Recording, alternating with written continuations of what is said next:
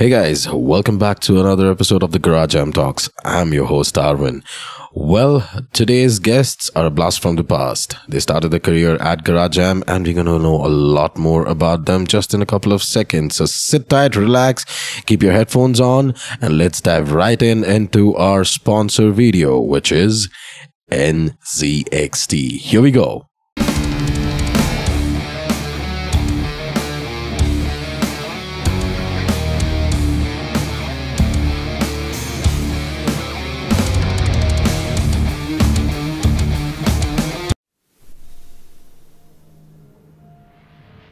NZXT, a brand that reflects a gamer's personality. They have products in their arsenal ranging from cabinets all the way to power supplies, coolers, and a lot more other products that can be collected and connected together to make your build successful and beautiful. Control everything using the NZXT cam and you have a perfect combination. Visit the website right now. Hey, welcome back to today's episode, and here we are with our guests. As you can see, these beautiful faces here. If you remember them from back in the day, they used to perform at Garage Jam. Do you guys want to introduce yourselves to everybody? We'll give them a couple of seconds to remember your names. If you remember the names, then you can write down in the comment section. If not, here we go. My name is Ayush. I used to play guitars for a band called Unbound. It's a Bangalore-based semi-professional band. And personally, I manage a family business. It involves importing, exporting of textiles. Also, I'm in process of joining his academy, which I will soon. It's a music academy called Arithmia Music Academy, which he'll tell more about later. So, hey guys, my name is Joyson. So, I used to play drums for this band called Unbound. So, he's my band member right here. So I started an academy called AMA, which is called Arithmia Music Academy in Kerpuram. So we teach music, we record, and we do a lot of fun things related to music. So as he said, he's going to be part of the school maybe soon. So that's what we do. That's what I promised him, but I will never. Okay. So from drumming to music school, what all are you planning to add into your curriculum, or what have you already added to your curriculum? So basically, what happened was when I started playing shows with Unbound, after certain months, right, I had this interest for learning. Something outside the context of metal also at the same time. Okay. Let me get a little comfortable. Yes. So when I wanted to learn, I enjoyed the process of learning it from YouTube. So I wanted to teach as well. So once I started teaching, I had a very good way to approach clients, and I was very comfortable in teaching. And there was a lot of things that helped me through teaching itself. While teaching, I had to learn a lot of things, which is one of the biggest things that you have to do if you're a teacher. So that was a challenge for me and I liked it, and I learned a lot of things during this process. So that is why I took up teaching and I wanted to start my own music school. I met an amazing person called Utkarsh along the way. So he is my boss, I would say, investor and a good friend of mine who invested in this business. So we have started a school for drums. That was the main motive, to start for drums, but then we are expanding for guitars, for music production, keyboard, violin and other things as well. So the interest towards music didn't stay only on live performances, but it stayed with teaching, with learning, production and all those things. That's how it started, from band to music school. Okay, so you already learned music production while you were with the band, or was it? It was a journey. So basically, when I started the school, I had to sit and learn everything: music production, video editing, cinematic lightings, and a lot of things in this process itself. Nice. So that was like a journey. When it took me almost, I would say, 6 months to just get the basics. Everything takes time. So True. That's how it works. Okay, yeah. Interesting. So, do you guys agree to this when I say that A lot of live musicians do not like music production or the process of sitting and recording a song. You should tell first. Yeah. I mean, I think it's not that they don't like it. It's more like they're not interested in it, because it's like they're very lazy, in short. Because even if I'll tell you our story, because now if we were like the songwriting process back in the day was like all of us are not really, as savvy as people are now with Pro Tools or say Cubase and all of that, where you would record a small demo and said, Abhi wo akal hai, pehle nahi tha waise. So before we would just pull out a phone, if you get a riff or something, record it on WhatsApp. Correct. And put it on the band group. Bhai, us time pe WhatsApp bhi nahi tha. 2015 mein WhatsApp tha. I mean, WhatsApp was there, but then it was not something that you it was not like reliable enough to transport music and stuff. But it still served the purpose in some way, like in some capacity where you could at least hear the audio a little bit and then understand. Okay. So the other person would, in one way, was conveyed through that, because everybody didn't have the setup. But basically, any band, or for example, you guys itself used to like sitting and recording a song. Have you recorded songs? Yeah, the demos. As a band? The demos, yeah. Demos, you have recorded. How was the experience, or how good or bad was it? It's never good in the first place, because you realize the timing is horrible. Because most of us, let's face it, we don't practice to metronome. Most of us. True. Until you realize when you record, you're like, oh, wow. You think you're good, but when you play to a metronome, you're not good. So that process initially in the first few attempts is really bad. Eventually you build along the way, and then you do a couple of demos. That's when you start getting the understanding of what goes into the production side of things. Just the basics, not the intricacies of it. But do you agree to this fact that, as I said, not a lot of bands or not a lot of live acts like sitting and recording? The individual demos at home, or like whatever in general? In general. Okay. It's changed now, because now since people don't have time, like if it's like a band of 5 people, the only way for them to, transport ideas is this. So everybody has that basic knowledge of, recording a demo. I mean, that's because it's become a little more affordable, that people can afford a recording. Yeah, and people don't have time to jam every weekend, no? So that's the main reason. Okay. So back in the day, it wasn't like that. People, when you were in college, dude, come on, everybody had time. We would meet on Saturday, Sundays, jam out like an idea. You pretty much had half a song in the jam. Now people are interested in that. You see so many YouTube musicians coming up, who actually are very tech savvy and have that production knowledge, as well as are good instrumentalists. Okay. So it's worked out well now.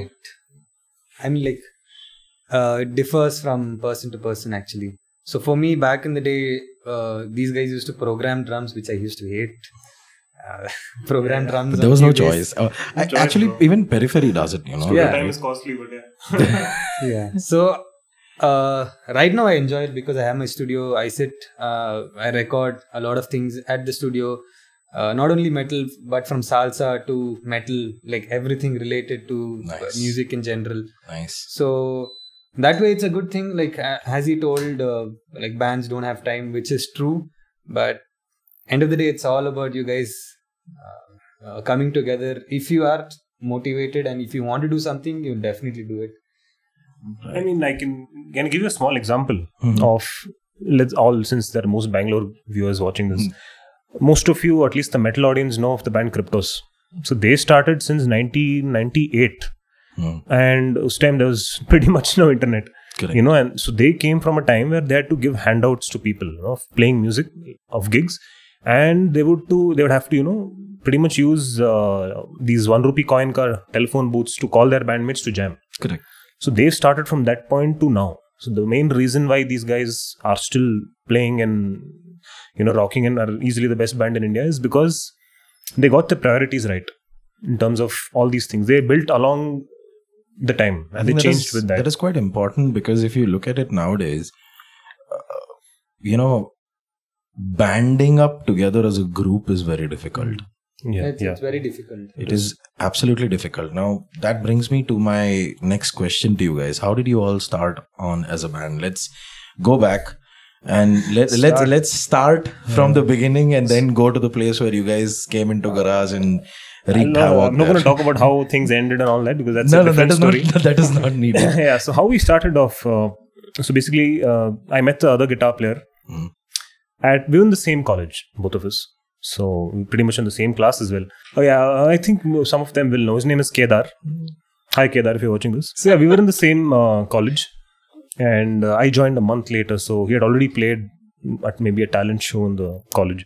So there was, a little bit of buzz around his name. Buzz that this is certain player who plays well, and I had just picked up that time, like about 6-8 months into my playing. So I That guy decided is a chick magnet. He looks like one. अब क्या बोलूं मैं? No, it's a good, dude. He has the looks. He and my other drummer Kishan, both of these guys are chick magnets. Well, he got bro. mistaken for a girl so many times. So Yeah, the viewers, the three of us know each other for a really long time. yeah. So we have a history together. So there'll be a little bit of PJ and lame bullshit being said. So please don't mind. It's okay, Kedar. You can beat me up later. Then I decided to, meet him and let's get along. And he's already been playing for a while. He already had a background from Bangalore. So we met, I think the first probably 6-8 months were just me and him just playing in his house, maybe like a Metallica song or something. Like, those gaane the, we played that for like 6-8 months. Then we're like, okay, this doesn't make sense. We need to find more people. Then we had a friend, one more common friend. He introduced us to Joy. So he had a drum set in his house. He had not really a proper setup, just a basic setup good enough to jam. So we all met up there, and we kind of did like a small audition for Joy, which is very shameful for now because he's so good. So we had that. No, he actually is good, guys. So we had that, and we eventually, we vibed, we clicked. So we're like, okay. Then the three of us got together. We still didn't have a bass player. This was the biggest problem we had for I think next to 1 year. But we still won quite a lot of shows with a 3-piece band without a bass player. Wow. Our first gig was in Garage Jam, of course, under the man you see right there. Not Baba Ramdev, Arwen. Like I said, PJs will be there. More Baba PJs Ramdev will be there. So he was kind enough to give us a slot. And we went straight from jamming from his house to playing our first show there. And then playing at Mood Indigo, IIT Bombay. In 2017, Bits Pilani, the finals on the main stage. Wow. So we played all these gigs along the way. It was a process. And then how things hit a wall was we basically let like a couple of members in the band let the personal things, sort of creep into the band. They didn't know how to basically keep their shit together. In short, I think it is a very common. It happens. Yeah, I mean, a lot of bands I've seen have this thing going on with them. The first time I met Raghu Dikshit at Furtado's, I was with my bassy, my band's first bassy. No, my band's first bassy. So this bassy, his Shashank, he's a classical violinist and vocalist. Wow. And I took a bass and dumped in his hand. Did Raghu Dikshit see that? No, he did. Obviously not. No, what I meant to say is I literally made him the bassy of the band. Yeah. So when we met Raghu Dikshit, he told me, dude, bands and all are overrated. It's very difficult to handle this. It's always better to go solo. I mean, these are not his exact words, but there were similar things which he told which stuck on to me for a very long time, and I did not understand why. Actually, I would not completely agree to that. I'll tell you how. Part of it makes sense. I would say it's 50-50 the answer of what he said. Other half, if you're, the whole idea of playing in a band is not just jamming in a room together. It's about building that bond outside of the jam room as well as outside of the stage. It's important. I see that again. When he said that, it was his perspective of the entire understanding. The way he explained things was his experience, and then I took that into account and I tried to put that into my own life and understand why he said that, because that is a very strong and bold statement to make, right? And I realized I think we stand here 2007 to 2023. How many years have we done? 14, 15 years. One fret away. 15 years. 15 years. Yeah. Over 15 years, I know how many band members I've seen come and go. You guys have a timeline, bro. We'll have to make a timeline of all the people who've left and who've joined in. Towards the end, I had 3 drummers and 0 bassy. And you guys stand at the same thing now? No, right now it's just 2 people. Oh my God. Yeah, so, that statement that he made all those years back makes sense now. Yeah, true. Because it's not just about having the same wavelength in one room among all the band members and having no ego and all that stuff. What is important and what is the life lesson that we learned here is people who have dedication and enough thought process in their head to give that time that is needed to give, they'll stick on forever. It's as simple as that. And I think some of the guys who were able to do that are people who are legends right now. It's again, 1 in 100 sort of a thing, to be honest. Also, people will come and go in the band perspective, I'm saying, even in life also, of course. But there you have to find the core people. That there has to be one. There will be one person who will be the captain of the ship. In Manfred Away's case, since we are here with him, he was the one who actually, he was the captain of the ship. Like, even if you had people leaving, even if there's like 6 people in the band, if 5 people left, he would still be the one person left. So then he would again regroup. So I'm telling that one person has to always be there. As, the one who's like a gatekeeper, or you can call him more like the manager who's dealing with all the managerial side of things, and the one who's keeping things together. True. One person has to take majority of the hit, is what I'm trying to say. I think, that is a very important factor which is needed, because as a band, we are sometimes when you have just a small thing also, right? It becomes a big issue. Because people take a lot of the whole band side of things are very emotional and sensitive. A lot of at least for us it was like that. At least for me personally, like if one of them didn't show up for a jam, like why did he not show up? So you'd get a little emotional and sensitive, thinking they are not respecting the bond you have. True. That's the thing. That's why you need to have a little bit of awareness of what's happening in their personal life as well, to an extent. Not really sab janna hai ki kya chal raha hai, not necessarily. To an extent, you need to know what that guy is up to outside of the band, just so you know the perspective of what he brings into the band. Right. Because if he's dealing with his own thing, and then people keep avoiding. Not a lot of them are very direct with what they're dealing with and all of that.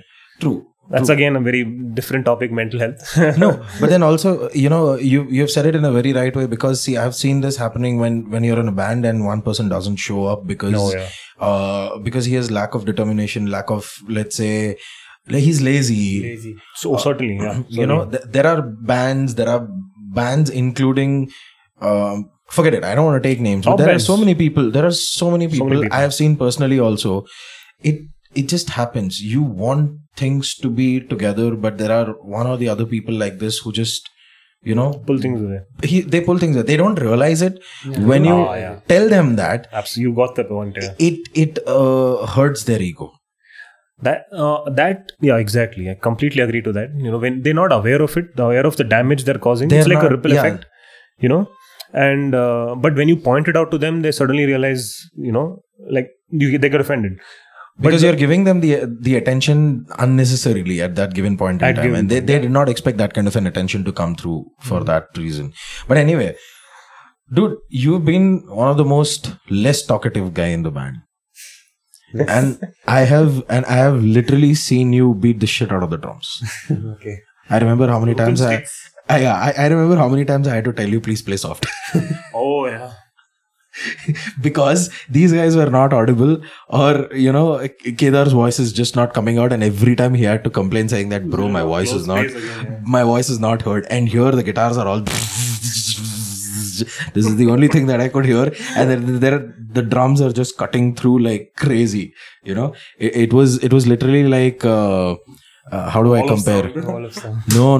I'll tell you. I'll give you a good comparison. It's like Vegeta and Goku's fight.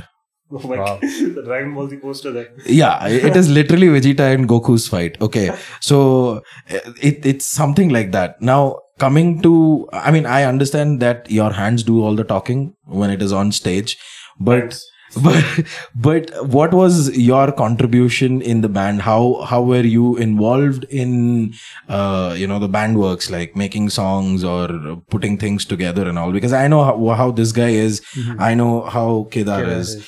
I could never get time to speak to you as much or get to know you. So I think this is the best way we can do that. Let the world know who you actually are. So for me, right, Ayush and Kedar, they used to sit with me for a very long time. They used to tell me, you should practice with metronome. So the best thing that I did while practicing double bass was practicing with weights. I think they still remember ankle weights. And I don't think a lot of people have done that. I took this from Gene Hoglan. He was one of the drummers for Death. Wow. So I used to have like 2 kg ankle weight in my each leg, and then start playing for almost like, I would say easily half an hour. And later it started like that, and then I got comfortable without weights. So that's how I got really loud on the kit. And then Kedar used to tell me how to play blast beats, even though he didn't know how to play. But he would, he was a good mentor, I would say. Like, he would teach a lot of things. And at the same time, we used to sit together. All 3 of us used to sit together, bunk college. I think we sat almost for 6 hours, right? So initially, that's how it starts, right? Like, you miss college and you practice. So we made his living room into like a makeshift jam room where we muted the kit, put a couple of pillows in. So basically, we even had issues even after that. So we would initially have ideas. Me and Kedar would have like half a song ready, depending on who had the song. Then we would bring it up to him, play the riffs out for him, and then work section by section, basically, how he wanted it. And then analyzing the song from an audience perspective. Look, if I'm listening to the song, from the audience, how will I want things to sound? How would the intro of the song be? Right. So something like that's more important when writing songs. You just can't, like, you have to even sort of analyze a song from a listener's perspective. Correct. So usually when you talk about the contribution, right, for the band as a drummer, I mean, like, for us, we're always the backbone of the band, usually giving the rhythm for the band. So for me, it was about, for me mainly, I just started that time. So I was thinking about the metronome, like the tempo of the song, what tempo is good for the song, what time signature we should play, and trying to learn few things and trying to execute that in the band. Let's say I learned a traditional blast today. So tomorrow I'll be like, hey, Kedar, I learned this, so let's try this. So I would sit and try that with Ayush, depending on the song. So mainly it was like I would take some materials from Gene Hoglan, from the Death drummer. I would try to play that. I used to love the 2-ride concept where he used to play 2 rides and come back. Basically, he's playing a disco beat on the rides, and then he's playing it on the hi-hats also at the same time. Right. So I used to like all those things. We would try to experiment that. I mean, like, these guys had a lot of patience, and we were young also at the same time. I don't think we had much of a choice at that time because all of us are so driven and interested. Yeah. It's just like typical 19, 20-year-olds. You dream of playing a band and playing at the biggest stage possible. Of course, later you realize that reality is very grim. But then, yeah. So that's a very innocent phase of your life, pretty much. Do you remember how many shows you guys have done so far, or even if that is not a possibility, or even if that is a possibility, let me know what has been the worst moment of your life during a show. We'll get to the best later, but we'll start with the worst. So, okay, I'll tell you. Like my individual thing or the band? Band. I mean, band and your experiences. Both of you guys are here. Okay, I'll start off with the band. Yeah. So the first question, how many shows we played? Yeah. Just the battle of bands, at least the ones that are held in the city. There were, I think, about 25 to 30. And we won at least like a good 18 to 20 of those. 18, 20, 22 of those, like the first 3 places. And then there were a few other shows that we played outside of Bangalore, like your basically the national level competitions where you have prelims and then you get picked and you have to go play in that particular college. We played a couple of those. Now coming to the worst moment on stage. Okay, yeah. So this was, I think, the second show. Even you guys played. I think you were playing with Def or something at Presidency's College in 2015. So this was our very first show, actually, not the second show. Second show. Yeah. It was your very first battle because you guys had played at Garage. I played at Garage. And then you guys went And then we guys went the following week. So what happened, I'll tell you basically. Of course, we didn't have processors. So we didn't have knowledge of DI boxes and that, you are running 2 signals, none of that. So I went basically. Me and Kedar, both of us went, both the guitar players. We went direct into the PA, without a source on stage. So basically, we plugged the DI box ka cable into our guitar. So electric acoustic. Expecting a distorted tone from the amp. And behind there's a JCM 800 amp. I'm getting happy. Like, acha, yahan se sound aega. Thoda, aaj will be nice. Just bajayenge aaj. Like, this fucking clean guitars. And there's no bass player also in this mix. So both of us are doing that. And so basically it was growled vocals with clean guitars. So you can imagine how amazing it sounded. I don't remember. Did you guys correct it or no? No. It was done, no? We played for 6 months. See, this was the second most show we played for like 6 months. We had no idea how to manage stage sound, how to manage your own monitor sound. Right. And bahar kya chal raha hai, we had no idea. We didn't know if there's a sound engineer also. Right. In a battle of bands, most of the time there's no sound engineer, just saying his. He just does a couple of things like this and fucks off. Actually, in the olden days, the college never used to have so much of budget for Battle of the Bands. So, उन लोग को जो sound engineer, English. So, the sound engineer that they used to get were guys who don't even understand what bass is. Oh man, that's again that. Sir, what is bass? Which college was this? Which college was this? Dude? Some N. It started with N. I don't remember. Nitte Meenakshi. Oh, Meenakshi. Nitte Meenakshi. We won that in 2017. Yeah. A horrible experience. There's no monitor feed basically. Yes. And when I told the sound engineer to increase the bass guitar, he was increasing the volume of the bass guitar and not the bass on the EQ. Oh, wow. I think I have more experiences of this. And I remember I was telling increase bass and he's like, sir, what bass? Bass is full. All he said was bass is full. And I'm like, dude.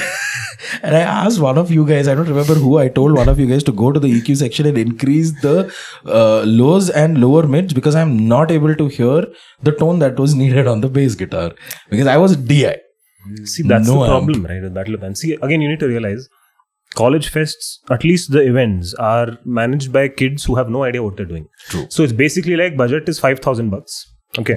Your list of equipments is $50,000. So there's no point having our wall of rectifiers and JCM 800s behind if you don't have a good sound engineer. True. Right. If you have one knowledgeable guy, he'll even make a 20-watt amp sound decent. True. Of course, gear makes a big difference. Don't get me wrong. But somebody knowledgeable who knows what he's doing, how to take care of a mix, like a band context, how the guitars are supposed to sound, and all of that, they can still make you sound good. So invest in a sound engineer more than I think those days are gone now. People don't play BOB anymore, bro. They don't play Battle of Bands anymore. No college fest happening? Now since everything's opened up because of since COVID has died down, so yeah, it's picking up a little bit, but no. I don't see any college fests and stuff right now. Not like how it used to be. Clearly, no. Right. Okay. Okay. The best part. I didn't forget the best part. Yeah. So, what was the best moment? Which was it? Best. I think there were two, as far as I can remember. Was that okay? This was not really a very great sounding gig, but the appreciation was really great. That was at NIFT in HSR layout. I think at least like 2,000 people in that one space. I think in 2017, I'm not sure. Okay. So basically, I don't know how many of you guys have been to NIFT. So the stage it's like a coliseum.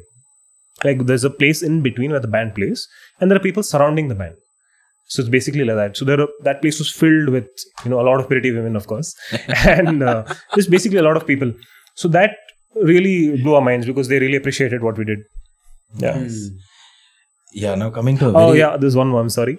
Was getting picked for Wacken Metal Battle Finals. Yeah, right, that was the highlight. Which year was that? 2019. That was the last gig of our band.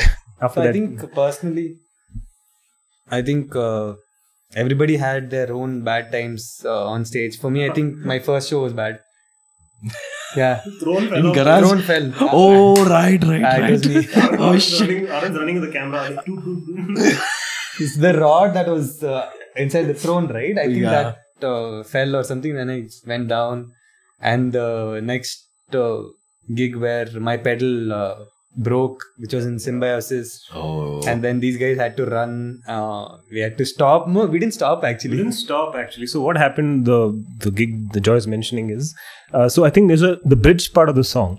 I think the pedal, the pedal just snapped. So we still have the video. In the video, it sounds like it's part of the song because we never stopped and there's like a dual vocal part. Yeah, and he's just playing the ride. Right. So it was in time and we just sort of pulled it off. So that is one thing you learned, even if you do screw up, never stop. Yeah. Because a lot of them don't realize unless it's musicians who are just sitting like this and judging you, which most of them will do, and nobody cares. I've also done about that. It. All of us have done that. I've been on the other side of the world. So all of us have done that. Yeah. But see, now we've been speaking about just the negatives of Battle of Bands. There are a lot of positives also. I'll tell you what the positives are. if somebody who wants to just play in a band perspective, one thing that Battle of Bands teach you is crisis management. One thing. That's the one thing that you're definitely going to learn. Because we've played shows where we've got a construction rod and there's a ride symbol on top. Wow. And then there's really good, proper Mapex kit, like a proper recording kit in St. John's. So all those along the way. So basically what I mean by crisis management is, in 10 minutes, you're supposed to do a lot of things. Your sound check, your line check, putting a show on, doing your personal setting. And there are a lot of things that can go wrong in that, which will initially go wrong when you start off. That's how you learn. Because we are the guy, I'm talking to you, I plug directly into DI cable in the first gig. So you learn along the way. Basically, that's what it is. I'll tell you two of the moments from the same show what happened for us, okay? Just because I asked you for the worst moment, I'll tell you one of our worst moments. MCC, when you came to judge. Oh. My God. So, I was singing one of our songs, and the initial intro part of it goes on for like 1.5 minutes. I'm not playing guitars. One fit away, no? Yeah, I'm not playing guitars. And right when the chorus is about to start, I was holding the mic and singing like a pro singer, showing up because they're all girls in front, and I'm like, I'm literally just, what is that word they use when you are trying to play a song for a girl? I forgot that word, whatever it was called. But okay, anyways. You're basically trying to wow them, yeah. I was trying to wow them. And right when the chorus is about to start, the mic holder broke. Wow. Oh shit. And there goes my drummer with the roll, and Amok changes his patch. I change my patch, and I can't even play because I'm like... Yeah. And I literally did this. And some guy ran and came. He held the mic till the other guy brought in the mic holder and I started playing. I don't think the number of people that are watching you makes you as nervous as technical failure. Yeah. Because this is one thing that I'm genuinely scared of. We can play in front of how many people you want to. You'll still have the initial nerves before you go. But this cable coming off, I stepped on my own cable in front of a good thousands of people. And the sound engineer with the talkback mic is like, dude, your cable is out. I'm like, kaun bol raha hai? I know, you can't even hear them when they said it. You can't hear it. Because there's so much noise and it's on the monitors. Then somebody points out your cable is out. Then you do that. So these moments are really scary. That's when you learn the cable technique. For the guitar players, there's one thing where you put it around your cable and then, lock the jack. I learned this after failing like that. So these things are something you learn along the way. And then there was one more incident on the same show where my drummer, he's a power drummer. Yeah. And we were playing Aadat aur Volo mein. Oh yeah. Okay. And during the solo, I hear a swoosh next to my ear. Yeah, he actually threw his stick. Oh my God, why? While playing. He was hitting so hard. There was a stick that just flew right next to my ear. In front of him, yeah. And it just went and hit someone in the front. And this guy is removing another stick. He hit, it flipped and went back. And there was another guy from the sound team who ran and came. One huge hefty dude who we were making fun of in the beginning of the show. And later on, when the drum sound check was happening, this guy played like crazy. And that guy just ran on stage and he came and he gave his sticks because PK ran out of his sticks. You need people like that. Be kind, guys. Be kind when you're on stage. And be kind to people who are on stage. Definitely. Can be judgmental later, of course. Battle Bands is all about judgment. We were having fun, dude. Because the thing is, he was chubbier than PK was. And PK was a huge hefty guy at that time. PK was your drummer. PK was our drummer. Okay? And he was also a huge hefty dude. And this guy was huger than him. And we started making fun of both of them. And then that guy went and played drums and he's like, now make fun of him. So yeah, it was a very, very funny moment. But then you know what? As you rightly put, crisis management is something that you understand when you're playing in tight shows like these, especially where you have paid 2,000 rupees or 1,500 rupees as a college kid. That's very conservative, bro. That you got paid, huh? No, did you get paid? No. I'm saying when you have to pay 1,500 rupees as an entry fee. As an entry fee, and then you're playing against the best bands in Bangalore. So clearly you're not in the main context of winning, because you're playing against top bands. You can win in the top 3 depending on how you perform on that day. But you're not going to win every show in your way. It took us at least a good 5 to 8 battler bands to get third place. You know, winning the first show was up like after like 10, 12 gigs was like that. So it takes, you know, because these days people just, you know, jam. This is, I'm talking about college bands again. They just jam 2 songs and they want to play on one stage. It doesn't work like that. I think you got lucky with, you know, saying 10, 12 shows and then winning. Yeah. I remember there were bands, including ours, we had done like what? 50 odd shows, pub shows here and there, battle of bands and stuff. One flit away. Yeah, and it was very difficult with bands along our side who were actually winning for that matter. And we were all playing together. Why? Because at that time, metal bands were ruling the, you know, state. Like literally metal bands were ruling the state. And there were really, really good metal bands who were worth the win. Like we didn't feel sour after losing to them. Yeah, you feel bad. But then when you look at what they have done, you know that you need to reach that level with the music that you're doing. So you have to use that as an inspiration. Absolutely. Nowadays, as far as what I have seen in the last 2 years since I've gone out, because I went underground and I went to just like 2 or 3 places, just visited and saw what has been going on. I wouldn't say massively it is that way. I wouldn't even add a percentage to it, but there are bands who have money, or rather should I say their parents' money. Yes. It's the latter. They get things what they want and they're disrespectful towards what they have. It's because of the second option, because they've got what they wanted without working for it. Exactly. And it is so annoying to look at what they've become right now, how arrogant or how arrogance has taken over the entire thing at this given point in time with the new wave of musicians. I'm not talking about old school everybody. I'm not talking about everybody. There are a lot of them who are extremely talented. Certainly. But again, very arrogant. The ones who are actually doing really good are the ones who had to fight for it. Absolutely. And they're the ones who had their shit together. They were not fed in a silver spoon. Nope, absolutely not. Or a silver platter. So they understand the value, and those guys, even till today, this thing is still there. I've seen people who have received it directly, like, take it. In the plate, I know. Yeah. They don't understand the value, and they are very disrespectful towards everything that's been going on right now. I know a lot of people would disagree to what I'm saying, but it's the harsh truth. I mean, see, of course, a lot of it, what you just said was absolutely right. When it comes to let's talk about the gear side of things, because that's the one, that's the biggest, I would say, the hardest thing to get. What was the first processor that you had? The first processor I had was a Zoom 505, 5,000 rupees. I had a 505 Part 2.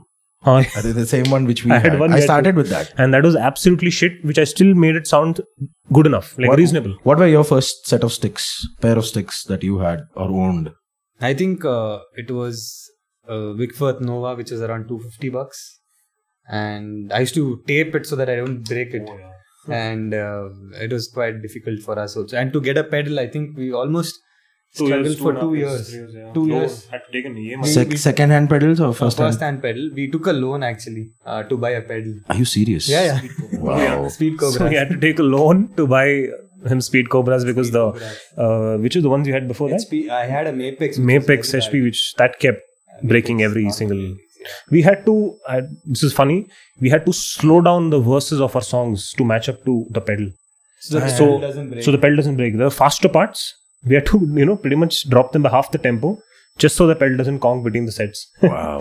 So we had to do all of that. So these days you see kids, who are Papa mujhe iron cobra chahiye. Boom, there it is.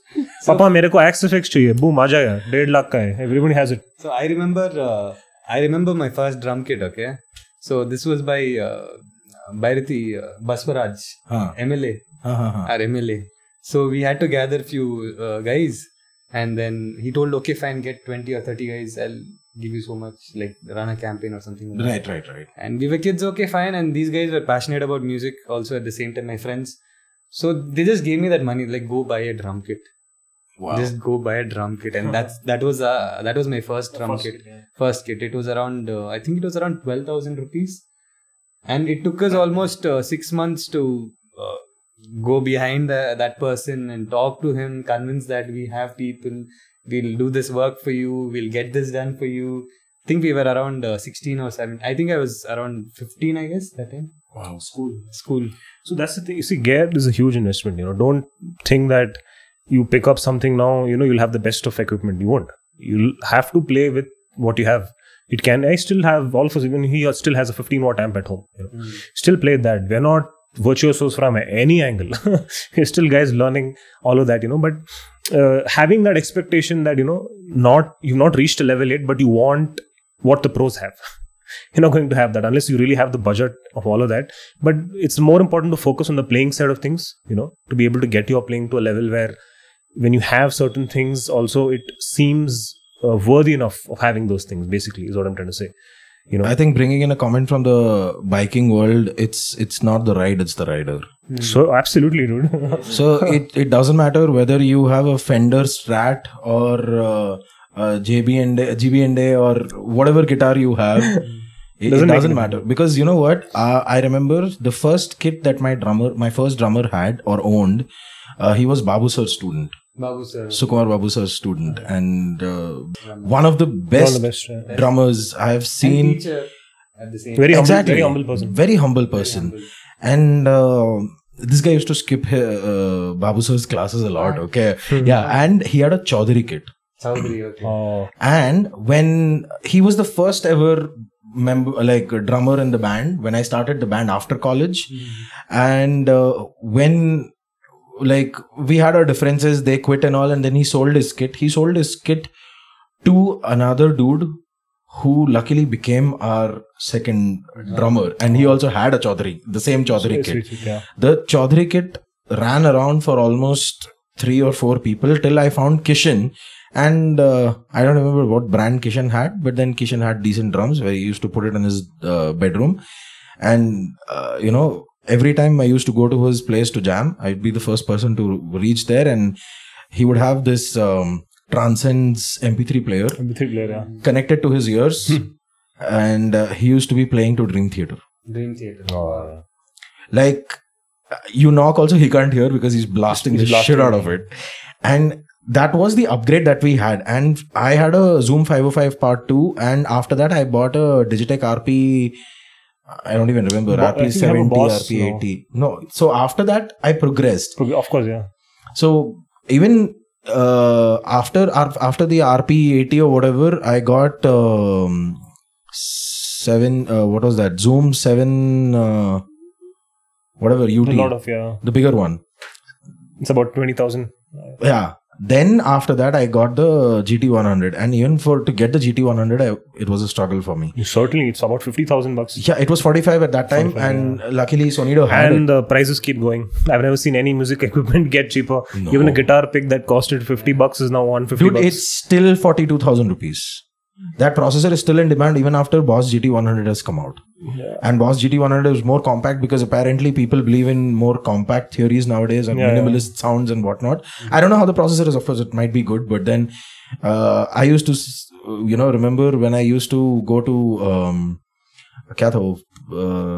Sunday Jam or whatever used to happen. Not Freedom Jam. Not Freedom Jam.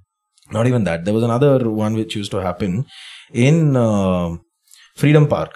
Back in 2008, 2009. That is when I started, and I used to see these all musicians carrying big suitcase processors and all, and I was like, someday.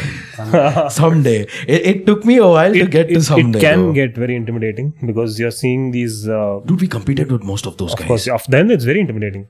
It's like, and it's scary because their tones and stuff that they are getting, very good. It's clean. Koi jhaaju nahi hai.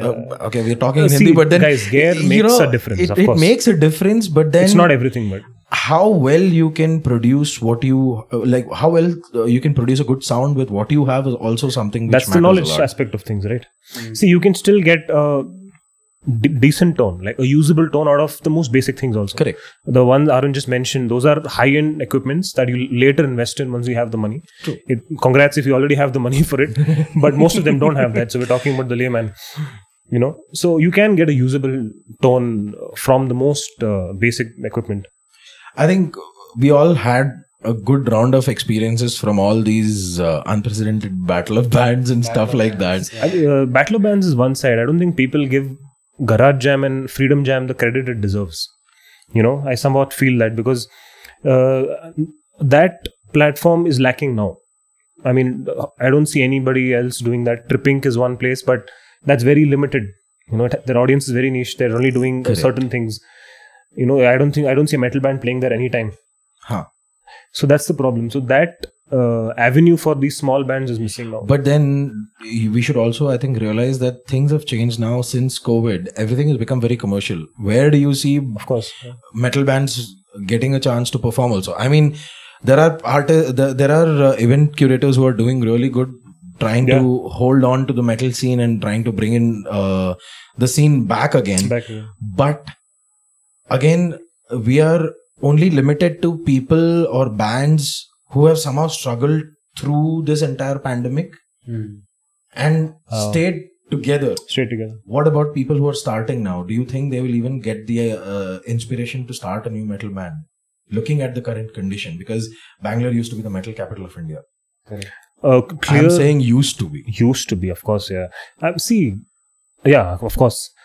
The bigger question is, why did it become that? Why did it become used to be? Because people didn't see a future in metal. Correct. That's one reason. Because there is a dead end.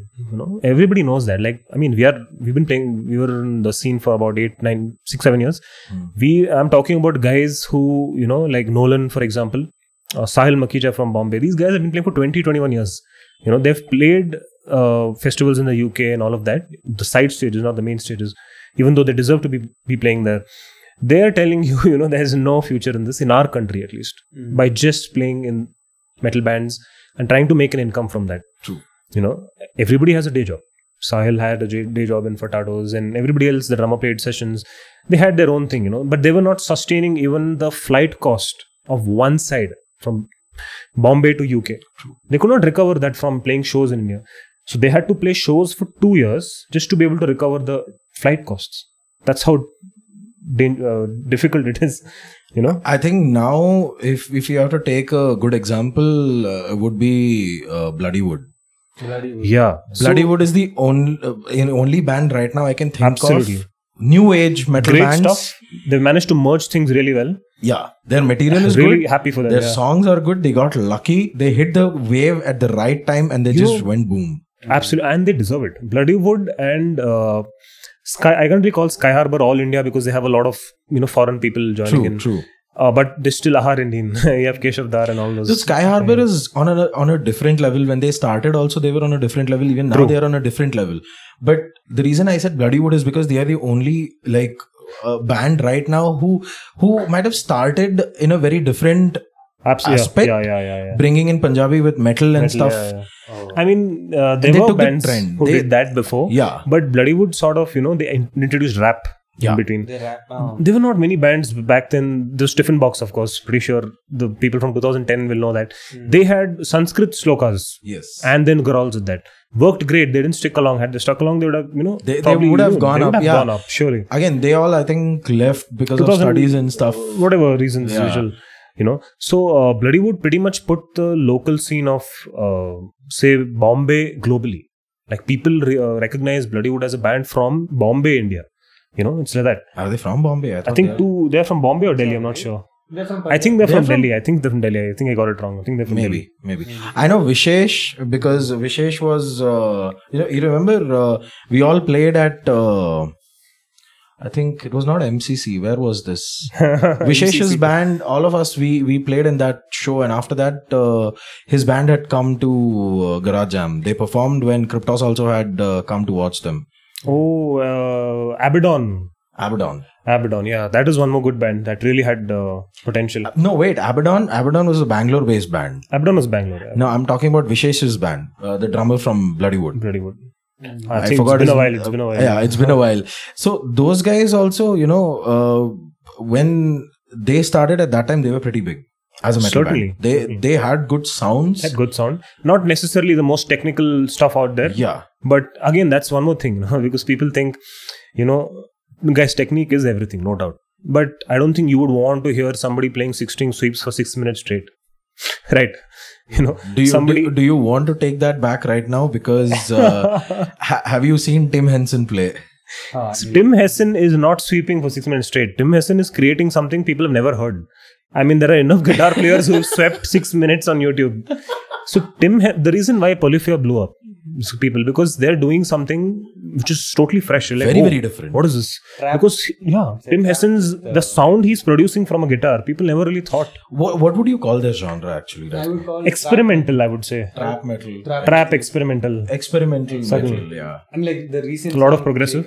Playing God is very different. It's Spanish trap. It has a little bit of flamenco in it. Extremely technical. It's not everyone's cup of tea.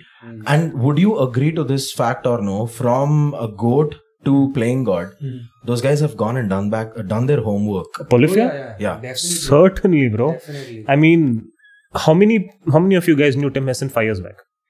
Zero. Nobody. Pliny? Zero. These guys are all underground musicians. They started in their rooms. Pliny was a bedroom musician in Sydney or Melbourne, I'm not sure. But he was an Australian musician. He played in his room for 8 years.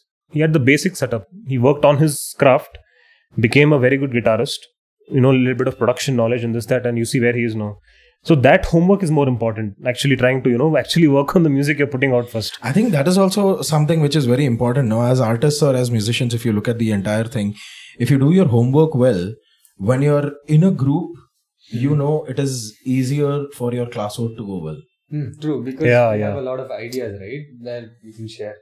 Yeah, I mean, because have a lot of if you look at the entire thought process of this, what I just said, as a drummer, as a bassy, because if you look at a simple 4-piece band, Yes. okay, as a drummer, as a bassy, the bass and the drums need to go hand in hand. Correct. Even though as sounds, your signals might always Clash. Overlap. But that without the drums and without the bass, a song is never complete. It sounds very empty. We didn't have a bass player for 2 years, so we know that. Yeah.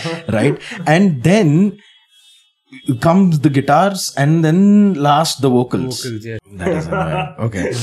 Until and unless the instrumentation aspect of a band is not being put together properly, you can't seat the vocals there. Doesn't matter whether it's growls, doesn't matter whether it's clean vocals or whatever it is. I mean, like Polyphia and Pliny, they have no vocalists, but still they're too good. Yeah, exactly. See, that's the thing. So they don't need a vocalist because they're producing sounds from their instruments, that can't be replicated from other aspects. So, but that's why people, are so blown and astonished by what Polyphia is putting on, because no one's ever heard that before. In a very different way, to be very honest. But okay, now comparing them to Periphery's new song which is coming out. Oh yeah. How would you put that? Because Polyphia is not methodically melodic because they are very polymetric, polyrhythm, very technical. Whereas Periphery has that which you need. It has that punch which you need when you're listening to a gent, right? So you should appreciate the mix engineer also. Nolly, I would say. Everything. Nolly is God. Nolly is God. Nolly is playing God. Yeah, playing God. So I've seen a lot of videos where he talks about his production and he never compromises on these things like the tones. They sit and work on the tones. I've seen the drummer changing his drum kit literally for every album, and he tries to tune it that way. And there's new set of drum kit that's coming every album. They sit and work together. They work for months together. And I think it should be in your mind that you want certain sound to be produced outside. But I think you have that leeway to do things the way they are doing only because they have money. And fans. And fans. See, again, no matter what they do, fans will definitely listen to them. That's exactly the thing. We are seeing Periphery and Polyphia as a result of what's been the hard work of the last 10-15 years, right? Pretty sure Misha Mansoor never started with an Axifix. No. He started with a 505 just like us. Yeah. The reason he's there is because he stuck to it for long enough. Not that we couldn't get there. But yeah, so that's another thing, guys. Because see, now that they're all established, they're making money and they have what they do. But again, it comes back to the homework aspect of things. Putting in that actual amount of hours on just a simple guitar tone. I was Andy James. I'm pretty sure most of you know that. The guitar god from UK. I was seeing one of his videos. He does a lot of production stuff himself and is a beast of a guitar player. He spent close to 6 hours on just one take, just to listen to that, adding tweaks on that. More than 6 hours. And that's just a rhythm guitar take. There's no lead, no post-production, nothing. Just a raw guitar take. And he spent 6 hours to refine that. And then rest of it. That's why it takes so many months for them to make a song and the way they do it, right? Now that we have spoken a lot about the world, now I want to understand what have you guys been doing right now currently as people? And I wouldn't say as people, as musicians. Musicians, yeah. Because see, as people, we know what you are. But as musicians, yeah, who started back in the day, what are you guys doing together? And have you been outside and seen what's been going on in the scene? And do you like what's happening in the scene right now? From back in the day. I'll start off with what's been happening outside. I have absolutely no idea because I've been very detached from the live scene. I know who's putting out what songs and all that. I do give it a listen from our local scene. Of course, I heard your song is really nice. Thank you. And basically our local scene and the people outside. From the music side of things, personally, I did record a few demos with Joy. I'll soon be joining him as an instructor.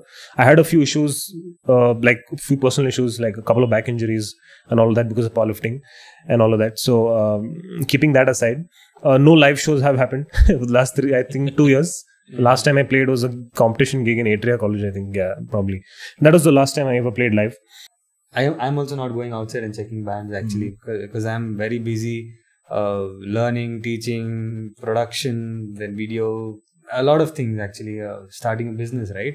So it's a lot of things and seeing what we fail and then working on all those things. But end of the day, I would tell every musician to have a certain amount of time in a day to practice. Because see, if you practice, let's say even for 10 minutes a day, okay, end of the week you'll be happy with something. Okay, so I make sure that people around me, I tell him also, he does practice at the same time. So I make sure that we practice. No, that's exactly. See, why do you have to play music? Like a lot of them ask, it's a therapy. How's how you feel?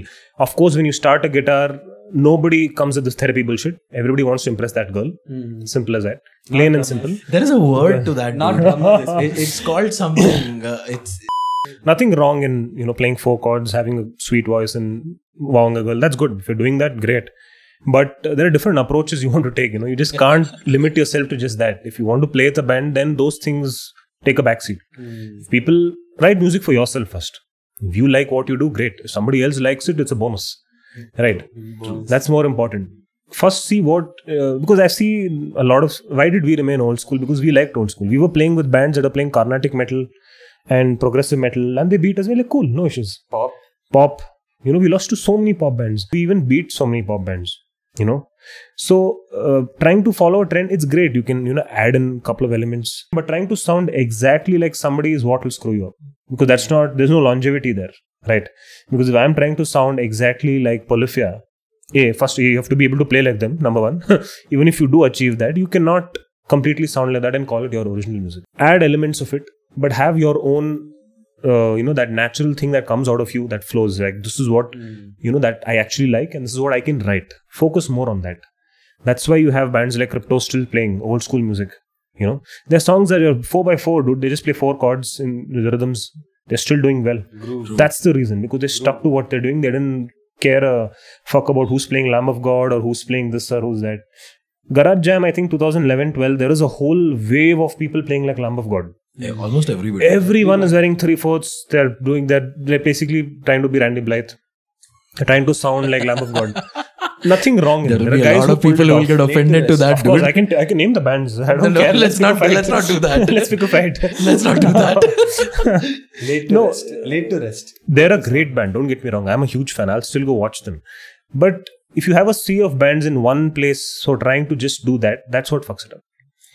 That's take influences, no doubt, but you can't just sound like one particular band. Then people write you off. Like, ye to Lamb of God cover band hai. There was a band. They used to call us Death cover band. And we never sounded like them. There was a band, again, I'll not name. They had one of their original songs which was the reverse of one of the Lamb of God songs. I think Oh we my know god! them.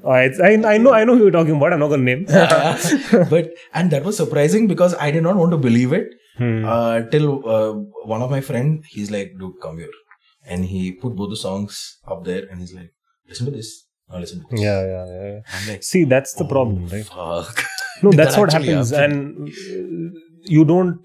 That's where people write you off, because the moment they hear your name, they associate you with that particular band. They're like, "Acha, ye, these guys are that." Done. Then they won't even listen to you after that, because they already know what's coming, right? So that's the thing. I'm not saying limit yourself to just Metallica, Megadeth, or whatever. Listen to everybody, but also see what is it that you write naturally. Do you sound like Iron Maiden naturally? Keep majority of that in your playing. I still have an old school style of playing. He still has a very old school style of playing. Old school 80s ka grunge. If you ever seen One Foot Away live. So you have to keep those, those roots still alive. Of course, pick up stuff from Pliny and here and there. Everybody does that. There's no such thing as fresh music. If you've come up with something, somebody else has already done that. True. Best example, Bollywood.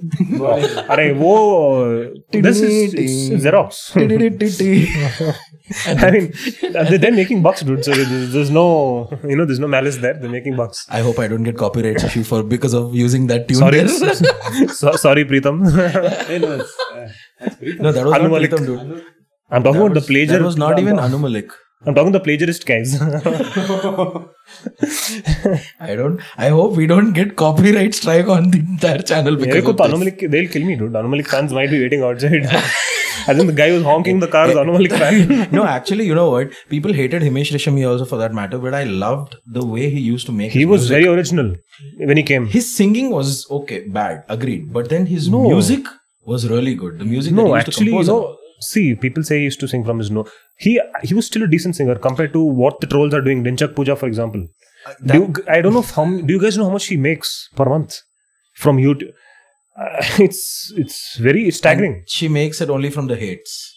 Only she doesn't care. I'm pretty sure she doesn't care a fuck. No, she doesn't. She's bought an Audi car. She's more than happy there. I don't think people ask her if that's bought from hate. That's the thing. These kind of people actually, you know what? I think this is one bad thing which has happened since Why This Kolavari, Opa Gangnam Style and all these things came, right? People wanted to become a one-night wonder. They know how to sell themselves. Plain and simple, Right now, also, there are trends that are going on where people are going way too technical with things. Yeah. And people want to copy them by being technical. But then they're not realizing that they're all hitting a wall beyond a particular I've always point. looked at trends like a cloud of smoke. They disappear after a while. Kiki, will you dance? Whatever the hell that was. Nobody's doing that now. People made a lot of money with those reels. So I don't see a point of you trying to follow trends, musical trends, for example. People don't really make money with that. People just make fame. Money is being made by people who actually originated with that song. Yeah. They make fame, and then eventually you have a lot of brands. And Instagram is a huge business now. People are making a living out of that. So that is true. That is true. Well, okay. Anyways, before we conclude today's episode, what is that one thing that both of you want to tell the current generation bands? If you go watch a couple of shows, let's say at Gilly's open mic, you go visit these artists, you'd see a lot of these newcomers coming in and doing really good music. Because right now, since the last 2 years, the trend is only for independent artists. Certainly, yeah. Right? Put on singles and go independent. Certainly. Okay, whether it's a one piece or a two piece, and collaborate with artists. This is the trend which has been going on since the last 2 to 3 years. Couple of years, right? So, when you look at all of those things, what is that one thing that you want to give as a learning from whatever you have experienced over the past years? Somebody who's starting now? To somebody who's starting right now. Should they follow this particular trend because it's picked up? There are singers like these who are like kicking ass. Yeah. Because when Mahesh came out, I think Mahesh brought that trend in. Certainly. And people followed him. And he was really good. And he is really good. He is good, yeah. He is really good. And people who have followed him and done things like the way he tried to do it, they have brought in a new wave. And it's really difficult for people like us to actually start right now because we are all old school musicians. So if we have to start over from a given particular point in time, it is very difficult because either you have to keep up with the trend to be able to settle in the market because it's all about face value. Certainly. Right? I mean, it's two different approaches. If old school, like people like us, if we want to start now, are you doing it for passion, or you're trying to make money out of it? Number one. If you're doing it for passion, you can still, play your old school music and stay happy in your house. If you want to have monetary aspects from it, you have to keep up with what's in the market. Plain and simple. That involves playing your Bollywood songs and anything, whatever it is. If you're trying to make monetary aspects of it, there are still people who have great day jobs, are still playing old school metal like Sanctum and all. Yeah. They're making money from their personal jobs, and But they have the band. Unfortunately, even they're not really able to do those many shows, dude. They see again a band like Sanctum, great band, one of the best bands in India, are limited to only college gigs, headlining gigs, or Fandom, for example. I don't think Inner Sanctum can play at a corporate event. No. Even though they're such a great band, but they can probably play indivially acoustics or stuff like that if they have personal interest to do something like that. Yeah. Because it comes into picture over there. Because when we started, we used to do Hindi because we had both sides. Yeah, I know. Yeah. And then when we got into pubs and a little local pubs, People Kannada don't- started. people don't pouring in. People are like, absolutely. please sing Kannada. And even though I in the Kannada movie industry and writing, working with Kannada music directors and stuff, it is really difficult to sing a Kannada song. It is. It's a first. It depends on the language, right? Yeah, and I'm a Teluguite. I can speak Kannada and all. It's fine. But then this demand increased over a period of time. Yeah. It did not really stick on to that. Nowadays, most of these artists that I see who are coming up right now have a set of Telugu, English, Hindi, Kannada, Tamil, all regional language songs. And the reason is because the crowd wants it. You have to first see who you're catering to. Because, if you're in a gathering of people wearing 3-piece suit and formals, a Cannibal Corpse song won't do well there. Right? So, something very soft, dude, listen, you're at a corporate setting, 9 p.m., people are getting drunk. They want something soothing, so they can go back home and have some fun. So, you have to basically know what you're doing. Even if there are metal musicians, so many metal musicians who are playing acoustic Bollywood songs for a living. They're like, Bhaad mein jai metal. I've legit heard these sentences. And these are guys who played for 15 years. Like, they're pioneers in the scene who are like, bro, I think I'm done. I generally can't make a living out of this. So let's just play, Bollywood music, play guitar lessons or this or that. They're still doing that. Somebody who wants to, starting with live shows, if you want to go and play live shows, do the homework first. And what I mean by the homework is, if you're a guitar player, what is the kind of tone you want? First of all, the kind of music you're playing, it has to first cater to that, because again, that's one. Also, two, when you're on stage, you're not a performer, you're an entertainer. So people don't really want to see somebody who's just standing there and playing. There are a lot of other aspects. Battle of Bands teaches you this because you're scored on those aspects. I think nowadays AGT teaches that. Lambo got taught us this back in the day. Who gives a... Everybody used to do this. So that's one thing, Another thing is open more avenues for you. Talk to more people. Get more opportunities. Don't limit yourself to one because that's a mistake we did. I'm listening to 2 bands. I'll continue listening to this. Our music also will be around this band. That's not going to go anywhere. So having that, another thing, since the more people you meet, you realize that there are more opportunities. There are more monetary opportunities that come eventually. You meet a guy who's running a studio. He'll have you for sessions. You can join his school as an instructor. You can play for his band and you get paid. That's how you build a network, basically. Kind of build a network where you can have monetary aspects in, so you can afford gear and not use a Zoom 505. Use that in your house, but not on stage. Okay, so what would something be from your side? So I would say be an open book though. Try to don't restrict yourself in learning or in listening to things. I mean, a lot of musicians, if we are old schools, we will never like this kind of music, right? True. Where trap is there. I think we should also sober down a little bit and tell, okay, fine. I think we need to listen to this because we also need to make something out of it at the same time. I mean, mostly if I have to say to what you're saying is having an open mind and listening to different kind of music and trying to figure out what you want to do. See, it's not going to be the first time you listen to it, oh, I like it. No, it's never going to be that way. And I don't think even after 10 times also, I don't think it's going to happen. So that is... Always, that... So for metal, for old school people, I think it's kind of difficult actually. to like come out of the box and try to listen to trap or anything like that. But if you do listen to it and if you feel like, okay, I can learn something from it, yes, that would be amazing.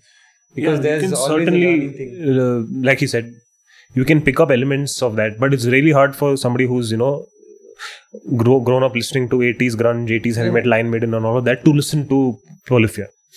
I don't think somebody who's grown up listening to your Seether or Nirvana, for example, I don't think they will like Polyphia.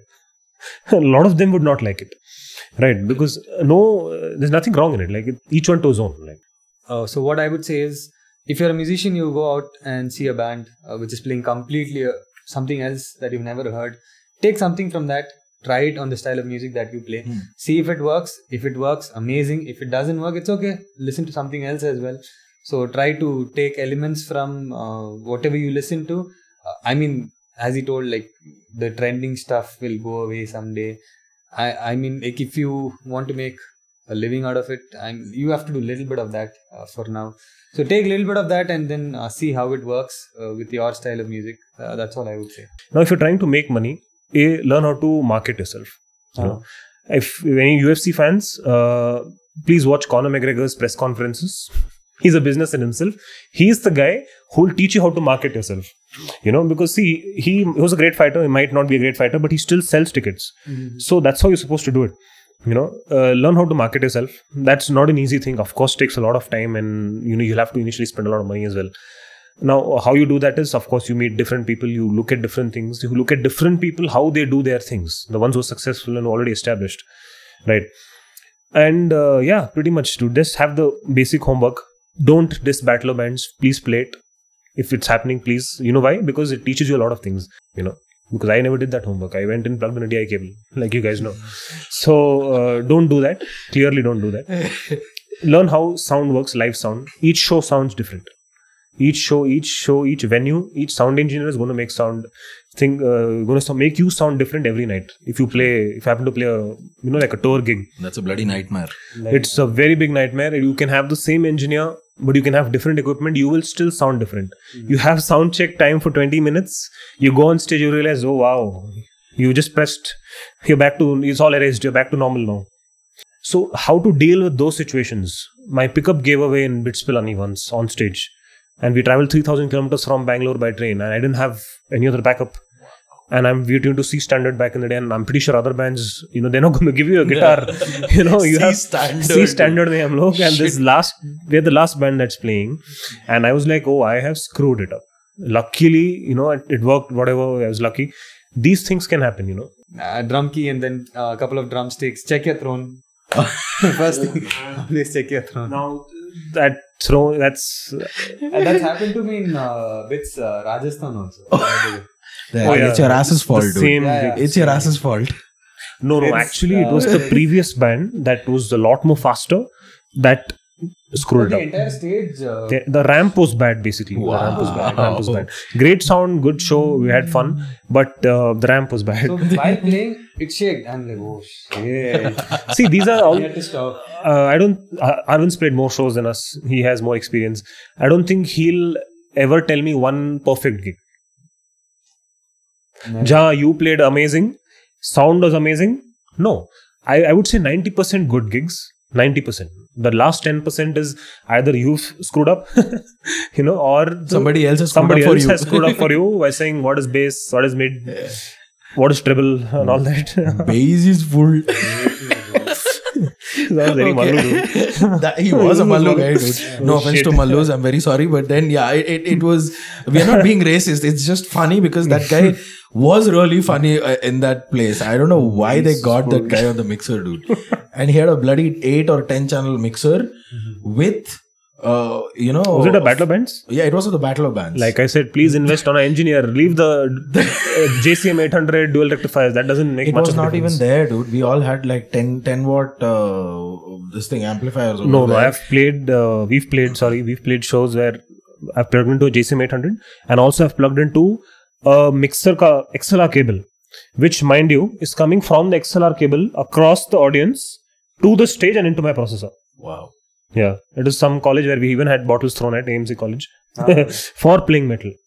You know? Okay. So that's just scary. I felt like I'm in Delhi all of a sudden. So I'm a Delhiite, guess it's okay, no issues. Yeah. Delhiite born in Bangalore. So. But you know what? I think this has been a very, very beautiful experience having you guys and speak about a lot of different things and getting to know you guys. Because you know what? I think in Garage Jam we have never done this where we had an interview. It's like, ladies and gentlemen, presenting. I don't think we had the time, dude. Yeah, we never could so many people speak. playing, I never did any documentaries and stuff. I did try it with some friends of mine where I asked them to interview bands and do a lot of other stuff. But then it did not happen because I had too many branches where I could not focus. And I think this is a better opportunity where we can sit and understand each other. Certainly. You know, like if you can just share one Garage Jam experience before we conclude this. Yeah. You know, I just not a show experience. It's like a personal experience that I felt. I think watching somebody. So there's this one band playing and we were from the audience. So Garage Jam had a very different atmosphere. Like the people, you know, we would drink, some of them would smoke and we would just chill basically. Put the shutters down. So we had this one old gentleman who walked in. Because since Garage Jam at that time was on the main road, so it was pretty audible for people and people would walk in and see what's happening and all of that. Since they're all metal bands, a lot of them would just walk away. But this one gentleman, I'm not going to name who I was talking to, because a really close friend, he came to him and he just said this one thing, you know, this was his impression of us musicians. I'm saying this. He was like, you guys are rich, spoiled brats. You guys have no future. This is what you do. You drink, smoke here. And my friend just pulled out his wallet and showed him. He just had 50 rupees. That man just left. So that in itself, you know, was an answer to him that these are not rich, spoiled brats, you know, that already have everything on their table. The musicians I'm talking about, you know, because this is the impression, I don't know, people have of musicians of late. Musicians, I think, and if you are a rock star or if you are getting into rock stardomship, there are two things that are involved with it: sex and drugs. That's the perception that people relate that to. It's a stereotype. It's a stereotype, pretty much. You have long hair, you have long beard, you have piercings, you have tattoos. You don't deserve You're to on live. the other side. You don't deserve to live. Yeah, you're on the other side. That's pretty much it. It doesn't matter what you're doing. And I know I have struggled with this for more than 12, 13 years because I used to have really long hair. And Supreet and I were the only guys in Bangalore at that time with such long hair. Oh yeah, Supreet, yeah, of course. And, you know, I don't know about him because he never used to, he had a never give a fuck kind of an attitude. You develop that. I never had that. You develop that. I never had that, dude. And you know what? I had to struggle. Oh yeah.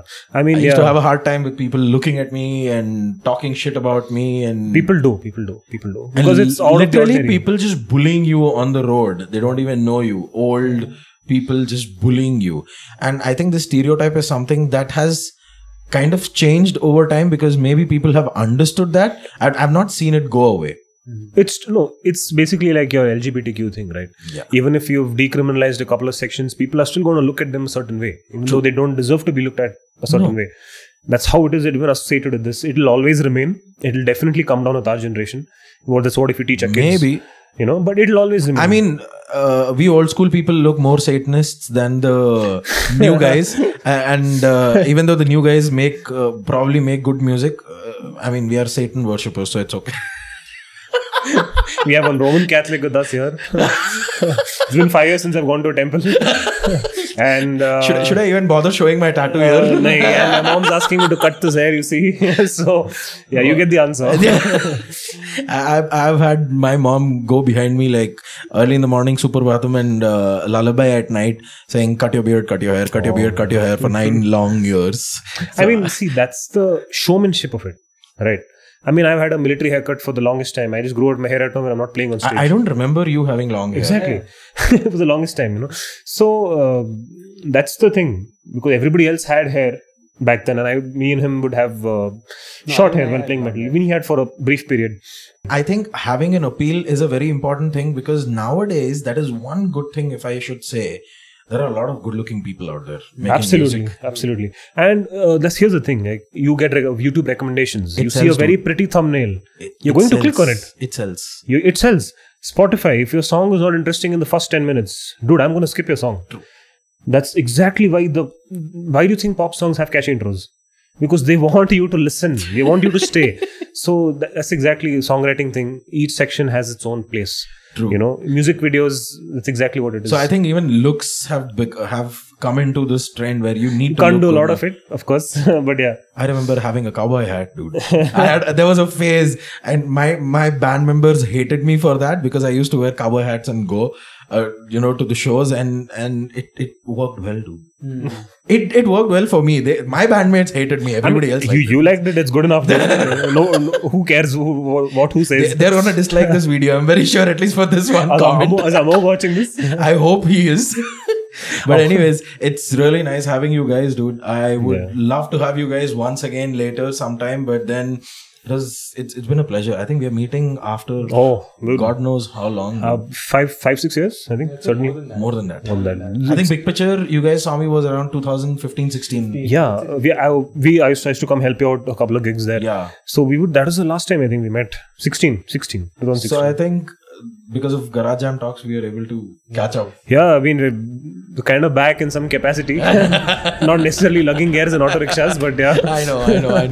But once again, thank you guys. Yeah, dude. It's pleasure. It's a pleasure having you guys here, and thanks for having us. And no problem, anytime, man. And as I always say, and this is the tagline for Garage Jam Talks, old school never dies. Oh, yeah.